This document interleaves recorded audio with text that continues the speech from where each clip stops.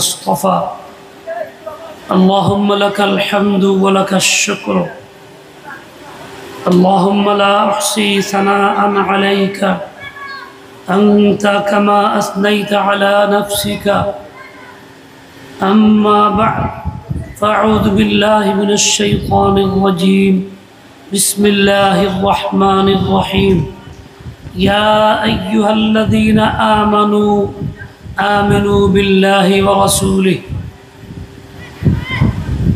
صدق الله آمنت بالله وعن سفيان بن عبد الله الثقفي رضي الله عنه قال رجل يا رسول الله قل لي في الإسلام قولا لا أسأل أحدا غيرك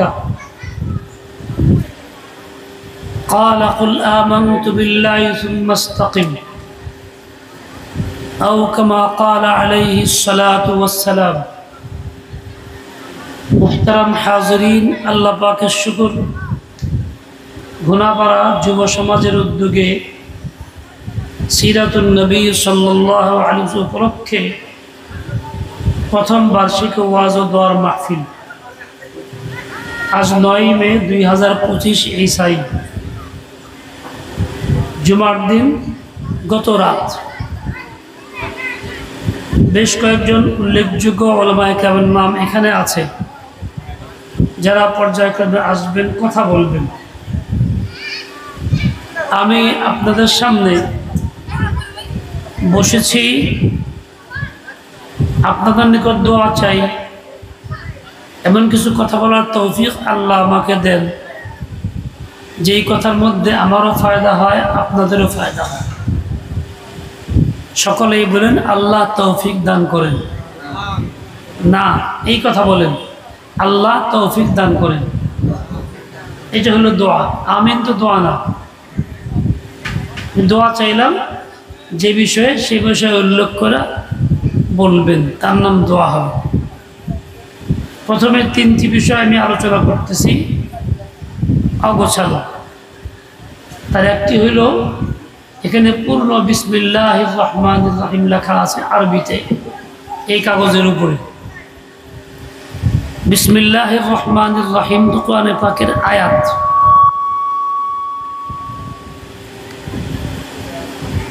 এই আয়াতটা এইভাবে লেখা ঠিক না। ওযু ছাড়া মানুষ ধরবে, স্পর্শ করবে, বিভিন্ন জায়গায় ফেলে রাখে। বাচ্চারা অনেক সময় এটা ফিল্ম বানায় উড়ায় দেয়, অযত্নে রাখা হয়। দোকানে গদিতে বসছে, দাওয়াত দিচ্ছেন, কাগজটা নিয়ে গদির নিচে পায়ের নিচে রেখে দিছে। এই ঘটনাগুলি সাধারণত ঘটে। এতে আল্লাহ তাআলার কালামের কোরআনে পাকের আয়াতের বেইজ্জতি বেহরমতি হয়। কাজেই কোনো জায়গায় মাহফিল হইলে সেই ক্ষেত্রে আমরা যেন বিসমিল্লাহির রহমান পুরোটা না লিখি, কোরআনে পাকের বেইজ্জতি আমাদের দ্বারা না হয়। দ্বিতীয় কথা, তারিখ দেওয়া আছে 9 মে 2025 ইং। আসলে ইং তো না, ঈসাই। ইং কোনো সনের নাম না, সন হলো ঈসাই। ঈসা আলাইহিস জন্ম থেকে শুরু হয়েছে।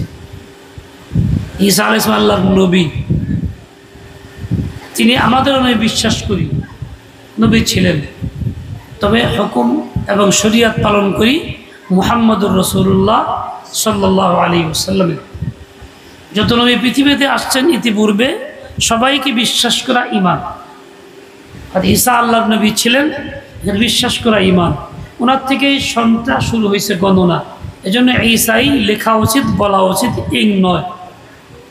যাতে করে আমাদের নবীর ইতিহাসটা আমাদের সামনে থাকে, বাস্তবতাটা সামনে আসে। তৃতীয় কথা হইল এই, লেখা আছে মহিলাদের বসার সুব্যবস্থা আছে, বিশেষ দ্রষ্টব্য দিয়ে লেখা আছে। মহিলাদেরকে মাহফিলে আসার জন্য আহ্বান করা শরীয়ত সম্মত নয়। আইসা গেলে ব্যবস্থা রাখা, দায়ীকে আনা নয়। তারা ঘরে থাকবেন, ঘর থেকে শুনবেন, ঘরে ব্যবস্থাপনা হবে। প্রয়োজনে দিন শেখানোর জন্য আলেম থেকে ঘরেই বসায় শোনাবেন।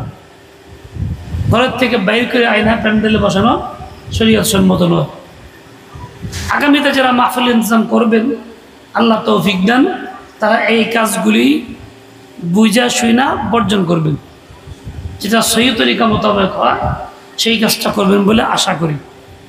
আপনারা যারা শুনতেছেন তারাও শুনলেন, বিভিন্ন জায়গায় আপনারাও জড়িত আছেন, যে আপনারাও যখন কাজ আঞ্জাম দিবেন মাথায় রেখে আঞ্জাম দিবেন।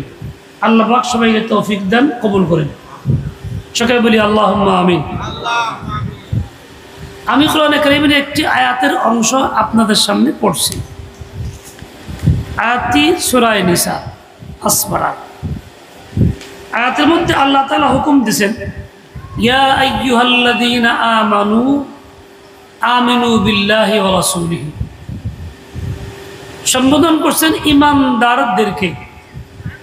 হে ঈমানদার পুরুষ নারী, ঈমান যাদের আছে বা মুমিন পুরুষ নারী, তোমাদেরকে বলছি তোমরা একটা কাজ করো। কাজটা কি? নির্দেশনাটা কি? আমিনু বিল্লাহি ওয়া রাসূলিহি, তোমরা আল্লাহর প্রতি এবং তার রাসূলের প্রতি ঈমান আনো। তারা তো ঈমান আনছে একবার, সেজন্যই সম্বোধন করে বলা হয়েছে হে মুমিন পুরুষ নারী। আবার এই সম্বোধনের পরে হুকুমটাও ঠিক ঈমান আনার, তাহলে ডবল হুকুম নির্দেশনা হইল। ঈমান আগে একবার আনছে, আবার আনার নির্দেশনা। এমনটা কেন করা হইল? হে নামাজি ব্যক্তি, নামাজ পড়ছো আবার পড়ো, এর তো যুক্তি নাই। এমনটা কেন বলা হইল? তাহলে কি আমাদের ঈমান যারা আনছি, যাদেরকে ঈমানদার বলা হইল, তাদের ঈমান গ্রহণযোগ্য না? বোঝার চেষ্টা করি। আসলে বিষয়টা এইরকমই। ঈমান এর দুইটা রূপ, একটা হলো প্রকৃত রূপ আসল ঈমান, আরেকটা হলো নকল রূপ ওরফি ঈমান। যেমনটি স্বর্ণ আসল, আর স্বর্ণের বিপরীতে একটা অলংকার তৈরি হয়, কি জানি কয়, দেখতে স্বর্ণের মতো, ইমিটেশন বা যাই কিছু বলে। একজন অভিজ্ঞ লোক সে স্বর্ণ বুঝে চিনে, অনভিজ্ঞ লোক স্বর্ণ আর ইমিটেশনের মধ্যে পার্থক্য করতে পারে না, দেখতে একই রকম লাগে। এই জন্যই তো স্বর্ণর দামে ইমিটেশন বিক্রি হয় না। এক জায়গায় দুইটা রাখলে বলবে এটাও তো স্বর্ণ, এটাও তো স্বর্ণ। একটা হলো রূপ হাকিকাতান স্বর্ণ, প্রকৃত রূপেই স্বর্ণ, আর একটা হলো স্বর্ণ নয়, স্বর্ণের কালার এবং রূপ। এখন স্বর্ণের যে দাম ইমিটেশনের সে দাম হইতে পারে না। ওইরকম দুনিয়ার সব কিছুর মধ্যে একটা সামঞ্জস্যপূর্ণ জোড়া আছে, আসল নকল আছে, দেখতে সামঞ্জস্যপূর্ণ আছে। দেখেন ছোট বাঁশের কুড়োল যখন বের হয় চিকন, দেখতে অনেক সময় কুশলের মতো লাগে, গেন্দারির মতো লাগে। ওই বাঁশটা কি আসলে গেন্দারি? তা কিন্তু না। গেন্দারির যে দাম ওই বাঁশের কুড়োলের সেই দাম অবশ্যই না। বাজারে নিলে কেউ এটাকে কিনবে না, ইখু হিসাবে, কুশল হিসাবে কেউ কিনবে না। দেখতে তো সমান সমান লাগে, কাছাকাছি একই রকম লাগে। কেউ কেউ ধোকায় পড়ে যায়। অনেক সময় ছবির মধ্যে আঁকা থাকে আঙ্গুর, আর বাস্তবে আঙ্গুর। গাড়ির মধ্যে ঝুলানো থাকে আঙ্গুরের ঝুপা, প্লাস্টিকের কৃত্রিম আঙ্গুর, দেখতে একই রকম মনে হয়, ধোকা খেয়া যাইতে হয়। আমি এক গাড়িতে বসছি, এত আঙ্গুর জীবনে খাইলাম আর দেখলাম, এরপরে ওইটা দেখে আমার কাছে কেন যেন মনে হলো কি বল আঙ্গুর ঝুলা রাখছে কেন। ইচ্ছা করে একটু হাত দিয়ে দেখলাম, আসল আঙ্গুর এটা না। তাইলে আঙ্গুরের মতো দেখতে আঙ্গুর, প্রকৃত আঙ্গুর সেটা না। ওই দাম বিক্রিও হবে না, খাওয়াও যাবে না। আজকাল শুনি ডিম তৈরি হয়েছে, নকল ডিম। মানুষ বলে প্লাস্টিকের ডিম নাকি তৈরি হয়েছে। আচ্ছা, আল্লাহ পাকের দেওয়া কুদরতি ডিমের যে উপকারিতা, ওই ডিমে কি সেই উপকারিতা? মোটেই না, কল্পনাও করা যায় না। ওই স্বাদ না, ওই মজা না, ওই ঘ্রাণ না, ওই ভিটামিন শরীরে নাই, দেখতে একরকম, কেউ জানা সত্ত্বে মনে হয় ওরকম কৃত্রিম ডিম কেউ কিনবে না। না কিনবেন? কেনার কথা না। শুনি চাউল নাকি তৈরি হয়েছে প্লাস্টিকের, মানুষ বলে, নিজে দেখি নেই। তাই বলে কি চাউল যেটা আল্লাহ পাক তৈরি করেন ধানের মাধ্যমে, সেটার যে উপকারিতা, ওইটার কি সেই উপকারিতা হবে? মোটেই হবে না। ধান থেকে তৈরি চাউল খাইলে শরীরের যে পুষ্টি হয়, সুগার যে পরিমাণ হয়, অন্যান্য শক্তি যে পরিমাণ হয়, প্লাস্টিকের চাউল থেকে তাই কি হবে? কল্পনা করা যায় না। ওই রকমই আমলের ক্ষেত্রেও কিন্তু একটা আমল আসল আর একটা নকল। ইমানের ক্ষেত্রেও একটা আসল, একটা নকল, দুই রকম জিনিস আছে, সাদৃশ্যপূর্ণ, দেখতে একরকম দেখা যায়। যাদেরকে বলা হলো ইমানদার, তোমরা ইমান আনো, তাদের ইমানদার বলা হয়েছে এই জন্য তাদের ইমান ছিল দুর্বল, দেখতে ইমানের মতো, প্রকৃত ইমান ছিল না। এই জন্য বলা হয়েছে আমিনু বিল্লাহি ওয়া রাসূলিহি, তোমরা আল্লাহর প্রতি ইমান আনো, রসুলের প্রতি ইমান আনো। তার মানে প্রকৃত ইমান আনো, যেমন দরকার তেমন আনো।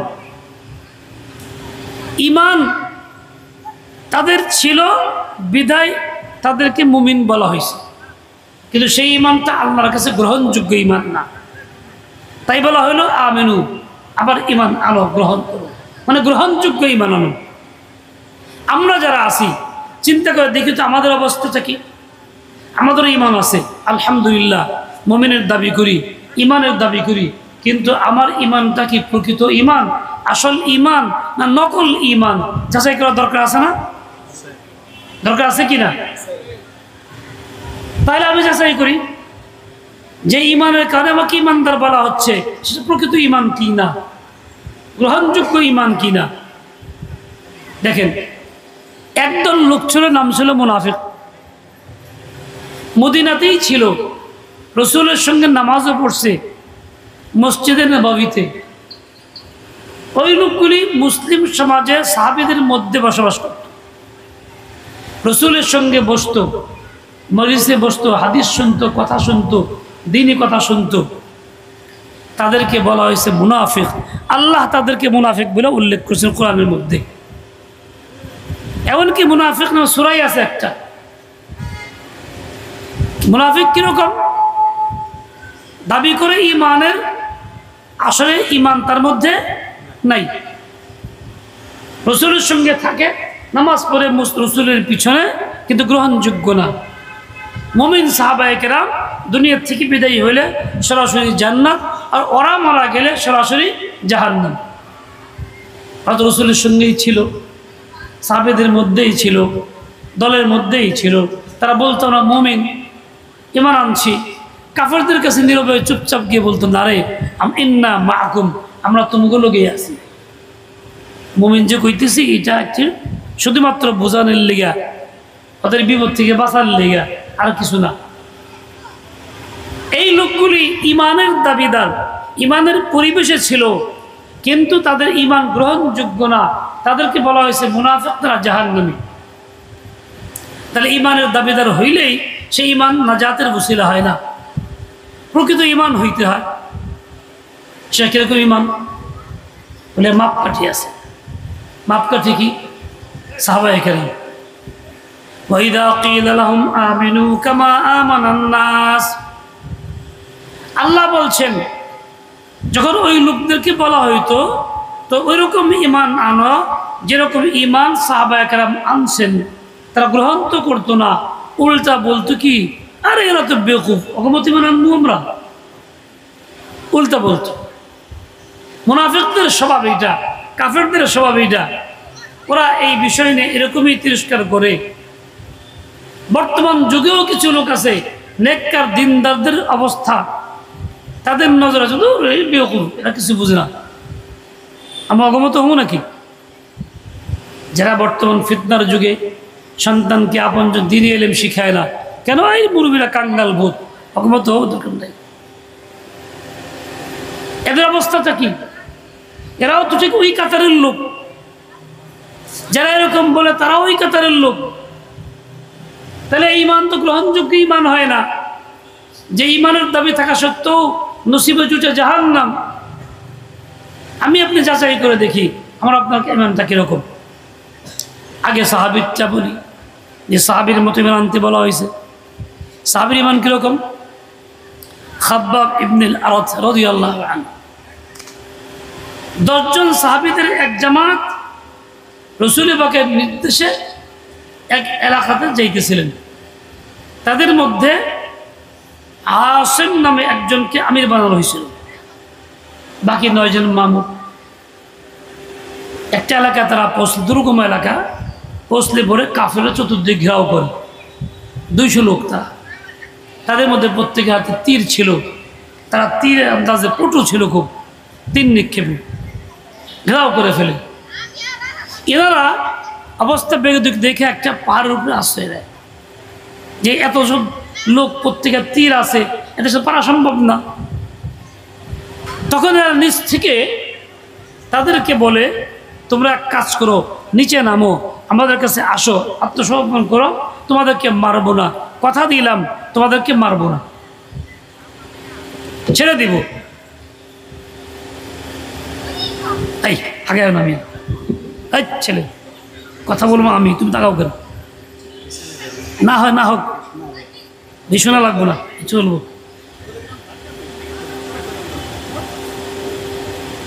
কথা তোমরা আসো, ওয়াদা করলাম তোমাদের কিছু বলবো না। এই হলো তাদের আবদার।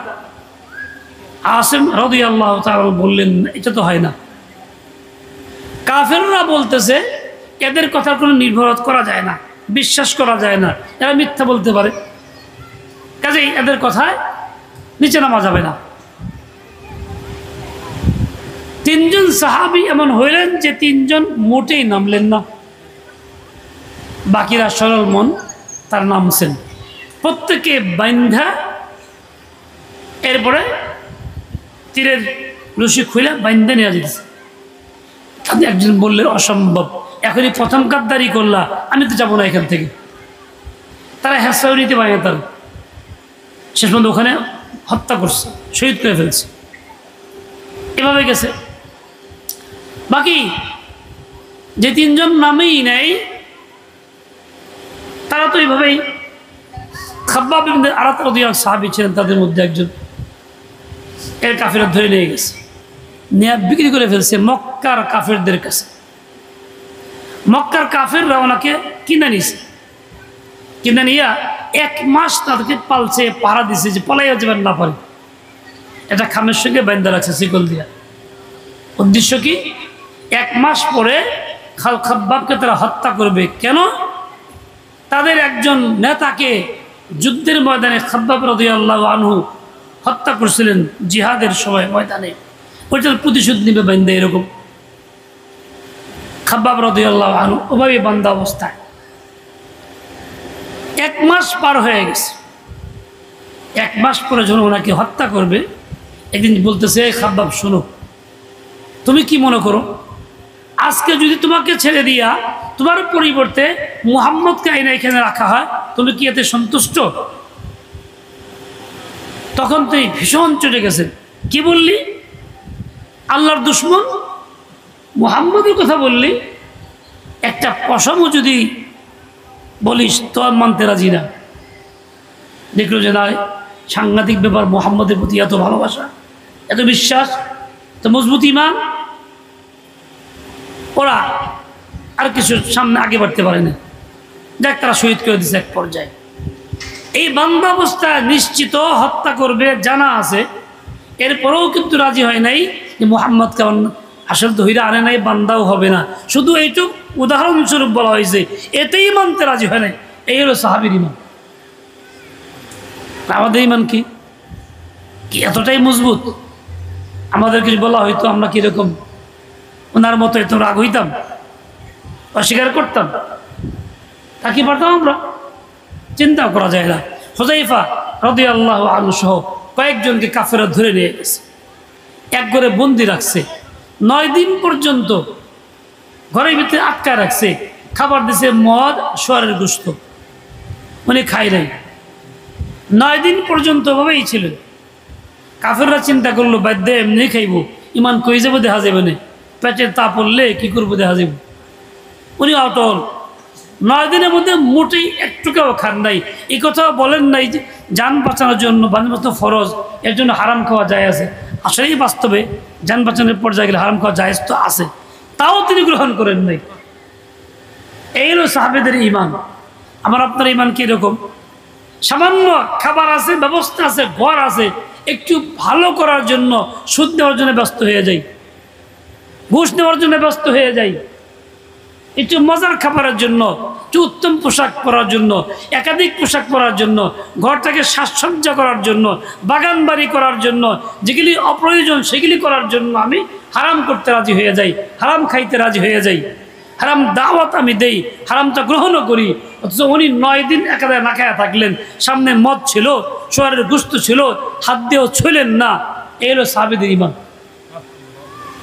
ও ভাই, বলা হয়েছে ওরকম ঈমান তোমরা আনো। ওই ঈমান তো হলো প্রকৃত ঈমান। ওই ঈমান আনলে পরে গ্রহণযোগ্য ঈমান হয়, নাজাত হয়। ওই ঈমান নিয়ে দুনিয়া থেকে চলে গেলে জান্নাত হবে, জাহান্নাম থেকে মুক্তি মিলবে। কিন্তু যদি দ্বিতীয় প্রকার হয়, ইমিটেশন মার্কা, দেখতে ঈমান, প্রকৃত ঈমান না, সাহাবেদের ঈমানের মতো না, তাহলে ওই রকম ঈমান নিয়ে নাজাত মিলে না। এমনকি কবরে যাওয়ার সময় ওই ঈমান থাকে না, খতম হয়ে যায়। দেখেন, তার নজির 1-2টা না। আমার আব্বা রহমতুল্লাহ আলী আব্বাজান বলছেন, ওনার আত্মীয়, সে বাড়ি আমি ছোট সময় দেখছি, গেছি। এক বুড়া মানুষ ছিল, বৃদ্ধা মহিলা। এই মহিলা একদিন ডাকছে, সবাই সব তোমার কাছে আন। অনেক বাচ্চা, 8-10 জন। আমার পিঠে ধর, সবচেয়ে পিঠে ধরছি। কদুর দানা বনতেছে, তোরা যতরি ধরছস না অতরি কদু হইব। আচ্ছা বলেন তো, কদু কি ইচ্ছা মতো হয় নাকি আল্লাহ দিলে হয়? কিন্তু এই কি করছে, সব প্রমাণ গায়ে ধরাইছে, মানুষ বেশি, কদু বেশি ধরার জন্য। একটা বাস্তবতা আছে, হাকিকত আছে নাই? এরকম চিন্তা করাও তো জায়েজ নেই, এরকম চিন্তা করাও তো নিষেধ। যাই হোক, যখন এই লোকটা চলে গেছে দুনিয়ার থেকে, যাওয়ার আগে মানুষ তাকে বলতো কালিমা ডাকো, তখন সে বলতো না না না, ওয়ানা না করতো, কালিমা পড়তে রাজি না। এমনি চুপচাপ কিছুক্ষণ পরে আবার মোরগের ডাক দেয়, পাখির মতো আওয়াজ করে, একটা কথা বলে, যখন বলে থাক এগুলি কেউ না, কালিমা ডাকো, তখন না, ওয়ানা। এই মৃত্যুর সময় এই যে কালিমা না করতেছে কেন? মুসলিম সন্তান, ছেলেপেলেরা মুসলিম, সে মুসলিম, ইমানের দাবিদার, তার ইমান আছে, মুসলমানের ঘরের জন্ম, মুসলমান কালিমা পড়ে তার বিয়ে হয়েছে, সন্তানাদি সব কিছু হয়েছে, কিন্তু এখন সে না করতেছে কেন? না ওয়ানা। তার মানে কি? তার প্রকৃত ইমান নেই, তার ইমানটা 2 নম্বরের ইমান। এই জন্য মৃত্যুর সময় এখন মুখে কালিমাও পড়তে রাজি না, দিল থেকে কালিমা গ্রহণ করতে রাজি না, মানা করে দিচ্ছে। ও ভাই, আমি আপনি যদি এরকম প্রকৃত ইমান না আনি, রশ্মি ইমান হয়, প্রচলিত ইমান হয়, দেখা দেখি ইমান হয়, আল্লাহ না করুক গুনাহের কারণে অবস্থা এমন হবে, মৃত্যুর সময় আমার মুখে কালিমাটা আসবে না। বলেন না আউযু বিল্লাহি মিন যালিক। আমরা কি কালিমা নিয়ে যাইতে চাই না কালিমা ছাড়া যাইতে চাই? বুঝেন না এই কথা? ইমান নিয়ে যাইতে চাই না ইমান হারা হয়ে যাইতে চাই? তাই যদি হয় তাহলে আমাকে এখন থেকে প্রকৃত ইমান আনতে হবে, সাহাবীদের মতো ইমান আনতে হবে। আরেকটু দেখেন, ইমান নষ্ট হয় কিসের দ্বারা? ইমান নষ্ট হয় কুফর পছন্দ করার দ্বারা, কুফরকে সমর্থন করার দ্বারা, কোনো হারাম কাজে খুশি হওয়ার দ্বারা, হারাম কাজকে পছন্দ করার দ্বারা, হারাম কাজের মধ্যে আনন্দ প্রকাশ করার দ্বারা ইমান নষ্ট হয়। আর অনেকগুলি কারণ আছে। আমি আপনি মুসলিম, পোশাক আশাক ইসলামের, নেককারদের পোশাক, মাথায় টুপি, গায়ে পাঞ্জাবি, পায়জামা আছে, লুঙ্গি আছে, নামাজ কালাম পড়ি বাহ্যিকভাবে, কিন্তু দেখা যাচ্ছে একটা গান হইতেছে, গায়িকা গান গাইতেছে, তার কাছে খুব শুনতেছিল, খুব ভালো লাগতেছে, এক পর্যায়ে চিৎকার দিয়ে উঠছে, থাপড় দিয়ে ছাদের মধ্যে, মানে আনন্দ প্রকাশ করলো। কিতাবে লেখে এই লোকটা ইমান থেকে বের হয়ে গেল, ইমান খতম। যে আমার কোনো ফতোয়া না। দেখেন এরকম ঘটনা কি কোন নামাজি ব্যক্তির দ্বারাও কখনো হয় না? মুসলিম সমাজে পরিচিত ব্যক্তির দ্বারা হয় না? হয় কি হয় না? তাহলে ইমান তো তা থাকতেছে না কেন? বলে প্রকৃত ইমান তার ভিতরে এমনিও নাই। এরপরে তার অবস্থা কি? এই লোকটা তো মনে করে না ইমান নষ্ট হয়ে গেছে। এই লোকটা স্বাভাবিক জীবন যেমন করতেছে, মসজিদে যায়, নামাজ কালাম পড়ে, তালিমের হালকায় বসে, ভালো কাজও করে, দান খয়রাতও করে, মাগার যখন সে দুনিয়ার থেকে যাবে তো ওই যে ইমানহীনতার কারণে ওই ইমানহীন হয়েই যাবে। বাহ্যিক সামাজিকতায় মুসলমান, কিন্তু ইমান তার ভিতরে প্রকৃত নাই। এই জন্য হাদিসের মধ্যে আসছে মিনহুম মান ইউলাদু মুমিনান ওয়া ইয়াহইয়া মুমিনান ওয়া ইয়ামুতু কাফিরান। অনেক মানুষ এমন আছে দুনিয়াতে মুমিন হিসাবে পরিচয়ে থাকবে, জন্ম নিবে, মুমিন পরিচয়ে থাকবে সামাজিকতার মধ্যে, মৃত্যুর সময় কাফের হয়ে মারা যাবে। আমি আপনি মুমিন পরিচয়ে আছি, মুমিনের ঘরে জন্ম নিছি, মৃত্যুর সময় কেমনি মরবো তার গ্যারান্টি আমার কাছে নাই। তবে আমার নিজের আমল সাক্ষ্য যে আমি আসলে লোকটা কেমন, ইমানে যেতে পারবো কিনা আমল আমার সাক্ষ্য দেয়। দেখেন আরেকটু বোঝার চেষ্টা করেন। আমার সাথে এক জায়গাতে এক লোক আলাপ করতেছিল।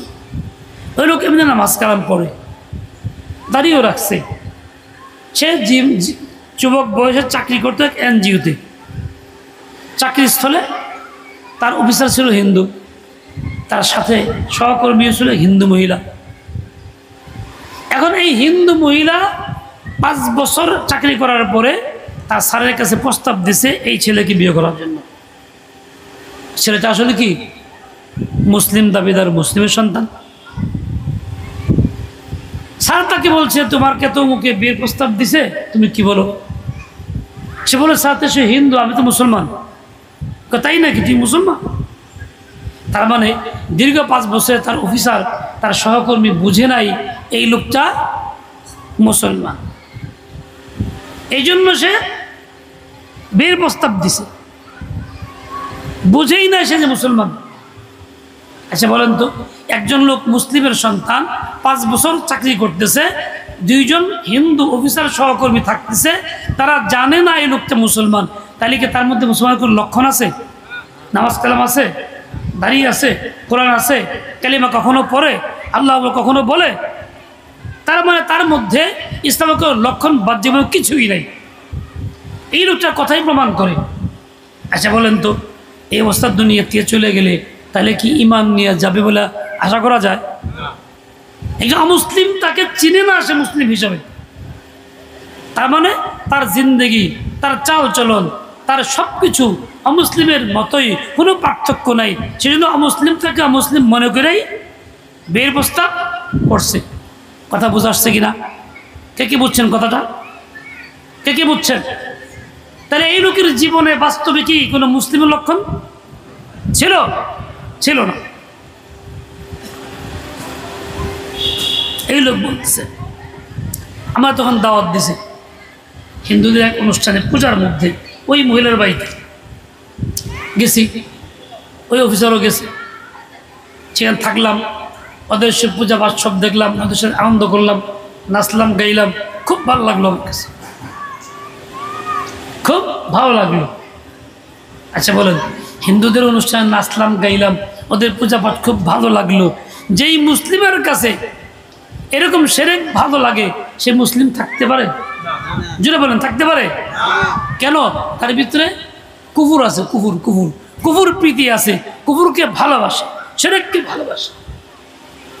তৃতীয় কথা, তাকে বললাম যে ভাই ভালো বললেন না, কথাটা কি করা সম্ভব? ভালো হইলো কেমনে? তৃতীয় কথা সে বলে, কেন আমরা সব ধর্মকেই ভালো মনে করি। কি বলল? আমি সব ধর্মকেই ভালো মনে করলি। আচ্ছা, কেউ যদি সব ধর্মকে ভালো মনে করে সে মুসলমান না কাফের? জুড়ে বলেন, জুড়ে কোন ভয় কি? কেউ যদি সব ধর্মকে ভালো মনে করে সে মুসলমান না কাফের? মুসলমান কাকে বলে? যে শুধুমাত্র এক ইসলামকেই ভালো মনে করে।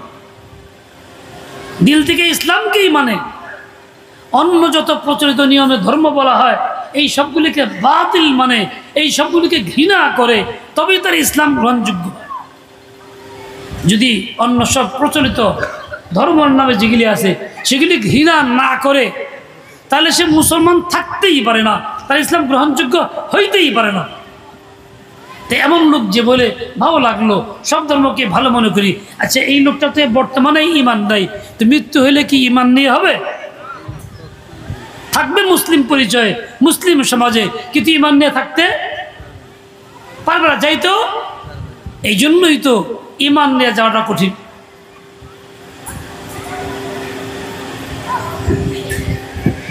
সমাজের মধ্যে এরকম লোকের সংখ্যা একেবারে কম না, নাকি আছে কি নাই? তাহলে এরকম লোককেই তো বলা হচ্ছে তোমরা ইমানের দাবিদার। তোমরা তো ইমান নকল ইমানের দাবিদার, ইমিটেশনের ইমানের দাবিদার।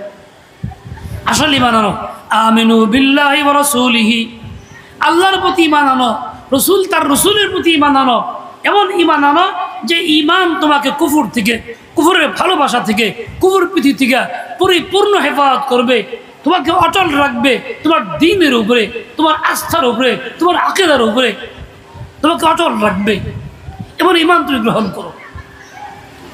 বাজারে পটল পাওয়া যায়, দেশি পটলও আছে, আর অন্য জায়গার থেকে পটল আসে, বাইরের পাইকারি পটল যেগুলি সেগুলিও আসে। আমাদের এলাকার দাম দেশটা মজা বেশি, তাই না? আচ্ছা, দুইটার দাম কি সমান? অনেক বেশ কম আছে।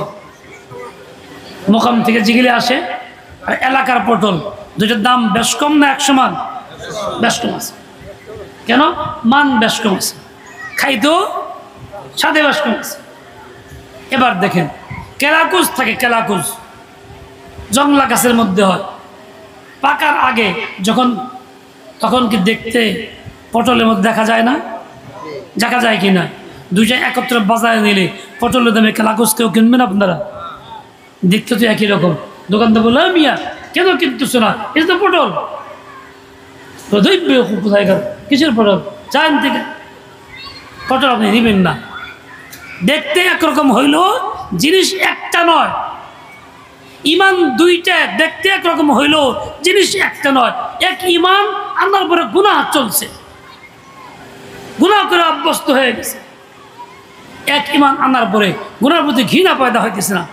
এক ইমান আনার পরে কুফর তার কাছে ভালো লাগে, এক ইমান আনার পরে শিরক তার কাছে ভালো লাগে, এক ইমান আনার পরে কুফরি কাজকর্ম তার কাছে ভালো লাগে। আরেক ইমান এমন যে ইমান আনার পরে সব ঘৃণার বস্তু হয়ে যায়, অপছন্দের বস্তু হয়ে যায়। যে ইমানের পরে এই সবই অপছন্দের হয়, কুফরও অপছন্দের হয়, গুনাহও অপছন্দের হয়, ওই ইমানটাই প্রকৃত ইমান। ওই ইমান নিয়ে বাঁচতেও হবে, ওইটা নিয়েই মরতে হবে। ওই ইমান গ্রহণযোগ্য ইমান, ওই ইমান নিয়ে গেলে নাজাত মিলবে, জান্নাত মিলবে। আর যদি দ্বিতীয়টা নেওয়া হয়, যে ইমান আনার পরে গুনাহও ভালো লাগে, কুফরও ভালো লাগে, সেরকম ভালো লাগে, অন্য সব ধর্মের কাজকর্মগুলি ভালো লাগে, তাহলে ওই ইমান নিয়ে কবরে যাওয়া সম্ভব নয়। ওই ইমান গ্রহণযোগ্য ইমান না, ওই ইমান নাজাত মিলবে না। কথা বুঝে আসছে? কথা বুঝে আসছে? কে কে বুঝছেন ভাই কথাটা? দেখ হাত টান দিয়ে যারা বুঝছেন, আল্লাহ পাক হিম্মত দেন, তৌফিক দিয়ে দেন বুঝে থাকলে। আচ্ছা, আরেকটু বুঝেন, কুফরের পছন্দ করলে, কুফর পছন্দ করলে, সমর্থন করলে ইমান থাকে না। কোনো এক ইমাম সাহেব দোয়া করছে গত বছর, দলীয় নেতা, তার মুসলিমের জুমার সময় পূজা চলছিল, এক আবেগে দলীয় নেতাকে ভয় হোক যেমনি দোয়া করছে, আল্লাহ তুমি অমুক অমুক জাতিদেরকে সহি সালামতের সকল পূজা পাঠ আঞ্জাম দেওয়ার তৌফিক দান করো। ইমাম সাহেব দোয়া করছে, তার জুমার ইমাম সাহেব। এতে মুসল্লিরা সবাই তো খুশি না, বরং প্রকৃত মুসল্লি সবাই নারাজ যে কী করলো এটা, বেশ গন্ডগোল হয়েছে নিয়া। কেন করছে? কোনো দলের নেতাদের ভয়ে করছে। এরা আইসে পূজা দেখতে, সমর্থন করতে, যদি না করি খুশিকরণ যায় না। যে ইমান মানুষকে কুফুরের দাওয়াত দেয়, কুফুরকে ভালো করার জন্য দাওয়াত দোয়া করতে বাধ্য করে, মজবুর করে, যে ইমান মানুষকে মখলুকের ভয়ভীতি অন্তর্পদা করে দেয়, ওই ইমান ইমান না। বুঝতে পারলাম কিনা? ওই ইমান না, ওই ইমানদারকে বলা হচ্ছে আমিনু বিল্লাহি ওয়া রাসূলিহি, নতুন করে ইমান আনুন। আরেকটু বুঝেন, কুফরকে পছন্দ করলে ইমান থাকে না, সমর্থন করলেও ইমান থাকে না। ওই লোক যেমন বলছিল কেন আমাকে সব ধর্ম ভালো লাগে, ওই লোক ইমান নেই। আমাদের দেশে কাজ করবে অনেক কুফর চলে, এমনকি আমরা একটা ভুল ধারণার মধ্যে থাকি। আমরা মনে করি আমার ইসলাম ইমান কতটুকু, মসজিদে নামাজের মধ্যে বা শেষ, ব্যবসায় আমার ইসলাম নাই, ওটা আমার স্বাধীন। রাজনীতিতে ইসলাম নাই, এটা আমার স্বাধীন। হারাম ব্যবসা করা যাবে না, কারণ ব্যবসা এটাকে হালাল মনে করে। একজন মুসলিম তেমন হবে যার জিন্দগির সকল ক্ষেত্রে, ছোট থেকে বড় সকল ক্ষেত্রে ইসলাম থাকবে। কোনো একটা ক্ষেত্রে সে রাসূলের তরিকায় বাইরে যাবে না, যাইতে পারবে না। ব্যবসা বাণিজ্যের মধ্যেও যেমন না, রাজনীতির ময়দানও তেমন না। কাজে তার রাজনীতি হবে ইসলামের পক্ষের রাজনীতি, তার ব্যবসা বাণিজ্য হবে ইসলামের আইনের আওতার ব্যবসা বাণিজ্য, হারাম তা না, হারাম নীতিমালা না। একজন রাজনীতি করে, যে রাজনীতির মধ্যে সমর্থন করতে হয় ধর্ম নিরপেক্ষতা। ধর্ম নিরপেক্ষতা ইসলাম না, বরং কুফর। এখন সমর্থন করে, পছন্দ করে, মিছিল মিটিং করে বলে। এই যে সমর্থন, পছন্দ, মিছিল মিটিং, পক্ষে সমর্থন করা, বলা, এই সবই কুফরকে সমর্থন করা। যদিও নামাজ, যদিও কপালে দেখা যায় দাগ পড়ছে, যদিও উমরা প্রতি বছর করে, কিন্তু আল্লাহর দরবারে এই লোকটার ইমান গ্রহণযোগ্য নয়, যেহেতু সে কুফরকে পছন্দ করে, সমর্থন করে। কিংবা অন্য কোনো কুফর আছে, সেক্ষেত্রে একই অবস্থা। প্রচলিত রাজনীতির নিয়ম হলো এইটা, দলের নেতা যা বলবো ওটাই কথা, তাতে ইসলাম থাকুক আর না থাকুক। হালাল বললেও হালাল, হারাম বললেও।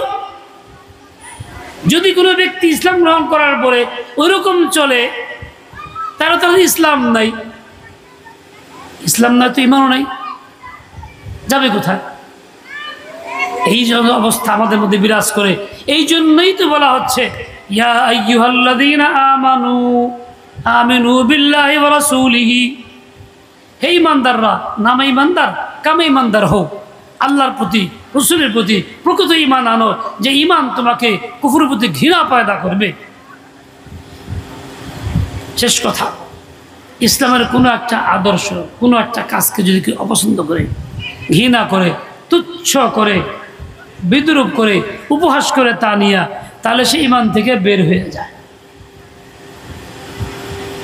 ঈমান থেকে বের হয়ে যায়। স্ত্রী নামাজ পড়ে, ফরজ পড়ছে, নফলও পড়তেছে, স্বামী খুব নামাজি না, স্বামীর আপনজন খুব নামাজি না, হ্যাঁ এতক্ষণ কি করলো, নামাজ নামাজ আর কিছু পায় না, কাম ফাঁকি দেওয়ার একটা ব্যবস্থা।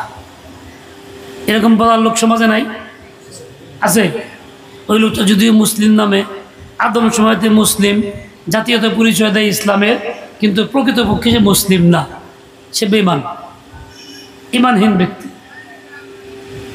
এরকমভাবে খতায় দেখলে ক্ষতি দেখা যাবে। জীবনের বহু ক্ষেত্রে আমাদের এই কাজকর্ম আছে যেগুলি দ্বারা ঈমান নষ্ট হয়ে গেছে। নামে আসি মুসলিম, ঈমানদার, প্রকৃত মুসলিম না। ও ভাই, এই অবস্থায় থাকলে ঈমানের যাওয়াও যাবে না, নাজাতও মিলবে না। এখন কি এই অবস্থায় থাকবো নাকি পরিবর্তন আনবো? বলেন, লা ইলাহা ইল্লাল্লাহ, লা ইলাহা ইল্লাল্লাহ, লা ইলাহা ইল্লাল্লাহ মুহাম্মাদুর রাসূলুল্লাহ। বলেন, আশহাদু আল্লা ইলাহা ইল্লাল্লাহু ওয়াহদাহু লা শারীকা লাহু ওয়া আশহাদু আন্না মুহাম্মাদান আবদুহু ওয়া রাসূলুহু। সাক্ষ্য দিতেছি এই কথা যে আল্লাহ ছাড়া মাবুদ নেই, আমার জিন্দগির সকল কাজ আল্লাহর হুকুমের অধীনে, জমিন আল্লাহর, হুকুম চলবে আল্লাহ, সার্বভৌমত্ব আল্লাহর, বিধান চলবে আল্লাহ। আমার এই কপাল দিছে আল্লাহ তাআলা, কপাল ঠেকাবো আল্লাহর দরবারে। একটাই একটাই পথ, আমি আমার সকল ক্ষেত্রে আল্লাহ তাআলার হুকুমকেই প্রাধান্য দিব, অন্য কোনো কিছুকে আমি গ্রহণ করতেও রাজি না, বরণ করতেও রাজি না, পছন্দ করতেও রাজি না। ও ভাই দেখেন তো, একজন মানুষ বিয়ে করছে, বাপ মাতারে বিয়ে করাইছে, বাপ মারও পছন্দ, ছেলেটারও পছন্দ, মেয়ে স্বামী তার কাছে সব গুণে পছন্দের গুণ আছে। প্রথমত কয়েক মাস পেয়েছে, খুব ভালো, আমি তৃপ্ত, আমি সন্তুষ্ট স্ত্রীর প্রতি, ভালো স্ত্রী পাইছি। কয়েকদিন পরে অন্য মেয়ের সাথে সম্পর্ক করছে, উঠা বসা করতেছে। এখন এই যে অন্য মেয়ের সাথে উঠা বসা করে, সম্পর্ক করে, এর দ্বারা বোঝা গেল তার কথাটা বাস্তব ঠিক আছে, স্ত্রী পেয়ে তৃপ্ত, সন্তুষ্ট। ঠিক আছে না? কি বলেন? ঠিক নাই, মিছা কথা। ঠিক থাকলে অন্য মেয়ের লোকে যায় কেমনি? হ্যাঁ, যদি স্ত্রী পেতে সন্তুষ্ট তৃপ্তই থাকে, তাহলে অন্যটা পছন্দ হওয়ার তো কথা না। তুই কিরে, আমার স্ত্রী আছে না, এরকম বলার কথা। তাহলে তার মুখের দাবিটা মিথ্যা। আমি আপনি সকাল সন্ধ্যা দোয়া পড়ি, রাদিয়াতু বিল্লাহি রাব্বান আবিল ইসলামি দীনান আবি মুহাম্মাদিন নাবিয়্যান, 3 বার সকাল সন্ধ্যায় এই দোয়া যে পড়ে, আল্লাহ পাক তাকে অবশ্যই খুশি করবেন, ওয়াদা করা আছে। অর্থটা কি? আল্লাহকে পাই আমি খুব তৃপ্ত, খুব সন্তুষ্ট। কাজে আল্লাহর হুকুমই হুকুম, অন্য কোনো হুকুম হুকুম না। কিন্তু কাজের বেলা কুফরি হুকুম, কুফরি আইন, কুফরের সমর্থন। তাহলে রাদিয়াতু বিল্লাহ ঠিক থাকলো, ইমান থাকলো। আর একটু ভেঙে কই দেখেন, আমাদের দেশে দুর্ঘটনা ঘটলে, ধর্ষণ ঘটল, ধর্ষণ ঘটনা ঘটছে, সংজ্ঞা যাই দেয়, এটা ইসলাম পরিপন্থী সংজ্ঞা। সংজ্ঞা কি? জোর করে আকাম করলে ধর্ষণ, আর যদি মনের খুশিতে করে যে না ধর্ষণ না, যে কোনো শাস্তি নাই, জোর করে করলে শাস্তি। এটা ইসলাম বিরোধী কথা, ইমান বিরোধী কথা, কোরআন বিরোধী কথা। জিনা, ধর্ষণ খুশিতে করলেও যা, জোর করে করলেও তাই, শাস্তি একটাই। এই ব্যাখ্যা মানলে ইমান থাকেনি। আরেকটু যাই, ধর্ষণের শাস্তি কি? মনে করেন শাস্তি কথার কথা আছে যে সর্বোচ্চ শাস্তি আজীবন জেল, কিংবা ধরেন ফাঁসি। এখন দরিদ্র ব্যক্তির পক্ষের লোক উকিল সাহেব সহ খাটছে খুঁটছে, রায় হয়েছে তার পক্ষে যে কি ধর্ষকের ফাঁসির অর্ডার হয়ে গেছে, কথার কথা। তখন দরিদ্র ব্যক্তির আপনজন উকিল সাহেবরা বেজায় না খুশি হয়? দরিদ্র ব্যক্তির পক্ষে যখন রায় হইল, এরা খুশি হয় না বেজার হয়? কি বেজার হয়? এরা খুশি হয় যে মন মতো বিচার দেওয়া হয়েছে, ফাঁসির হুকুম হয়েছে। তখন বলে, স্যার উপযুক্ত বিচার পাইছে, আমরা খুব সন্তুষ্ট। বলে কিনা? সাংবাদিকদের বক্তব্যের মধ্যে দেয় কিনা? এই যে উপযুক্ত বিচার পাইছে, খুশি হয়ে গেছি। এটা কি ইসলামী আইন, আল্লাহর বিচার, ইসলামী বিচার, কুফুরি আইনি বিচার? তো সন্তুষ্ট প্রকাশ করলো কোন আইনে? কুফুরি আইনে। দাবি তো রাদিয়াতু বিল্লাহি রাব্বান, ইমান থাকেনি। আমি মুসলিম হিসাবে আমি তো এই দাবি করতে পারতাম, অমুকের বিচার চাই। কিসি বিচার চাই? আল্লাহর আইনি বিচার চাই, বলতে পারতাম না? দাবি করা যাইতো না? আমি দাবি করি কি অমুকের ফাঁসি চাই, এই কথা বলি, বলি কি বলি না? ফাঁসি তো ইসলামের কোনো কথা না, প্রচলিত আইনে যাই আছে, দাবি করার অধিকার তো আমার আছে, সংবিধানে অধিকার দেওয়া আছে। আমি মুসলিম হিসাবে আমার দাবি তুলতে পারি না? তুলতে তো পারতাম, সবাই মিলে আওয়াজ তুলতাম, ভাই অমুকের বিচার চাই আল্লাহর আইনে। এই কথা বলতে তো অসুবিধা হইতো না, বললে ইমানটা ঠিক থাকতো। তাও বলতে রাজি না, চাই তো কুফুরিটাই তো চাই। এভাবে ইমান ধ্বংস করতেছি, জান্নাতের আশা করতেছি। ও ভাই, স্বপ্ন হয়ে যাবে। এই জন্য এই সব থেকে নিজেকে মুক্ত করি, প্রকৃত ঈমান আনি, লা ইলাহা ইল্লাল্লাহ মুহাম্মাদুর রাসূলুল্লাহ। আল্লাহ পাক আমাকে আপনাকে সবাইকে সহি বুঝ দিয়ে দেন, হিম্মত আর তৌফিক খায়ের দিয়ে দেন।